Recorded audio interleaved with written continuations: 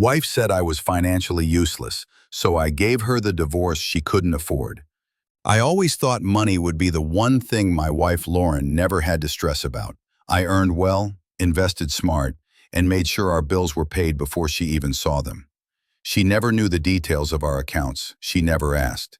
She just swiped her cards and assumed everything would work out. I didn't mind. I loved taking care of her. Until I found out she was calling me financially useless behind my back. I wasn't supposed to hear it. She was in the kitchen on the phone with her mother, not realizing I had walked in quietly to grab my keys. I froze when I heard her say, "Honestly, I settled. I thought he'd be more successful by now. I carry myself like I'm rich, but he's just average. If someone better came along, I wouldn't hesitate." Her mother laughed and said, "You could do better. You still have time to trade up." I didn't say a word. I simply walked out of the house with my keys and drove until I calmed down. I wasn't angry about the insult. It was the entitlement. I had given her everything, and she saw me as a placeholder until she found an upgrade. 2 weeks later, I got proof she had already begun the upgrade process. Bank statements showed luxury dinners, hotel charges, fancy clothing stores. All during weekends she claimed she was visiting her sister. I tracked one of the hotel receipts and found pictures online from the hotel's bar. There she was, sitting across from some real estate agent with a Rolex on his wrist. I didn't confront her. Not yet. Instead, I called my lawyer.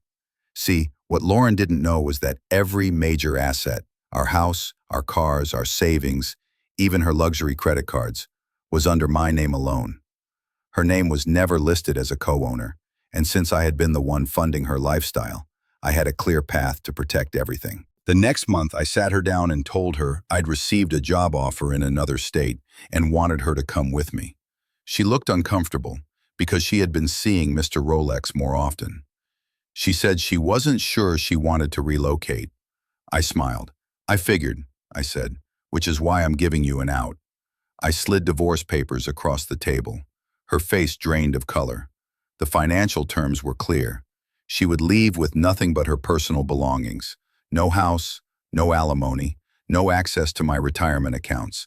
Just her clothes and whatever she could carry. She exploded. "You can't do this to me. I've supported you emotionally. I built this home with you." I laughed. "You called me useless, so consider me gone." She called her mother. Her mother called me a selfish monster.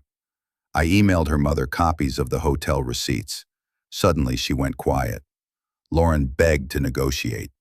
I refused. She threatened to expose me publicly. I replied, "Good luck explaining why your affair partner is in half the pictures I saved."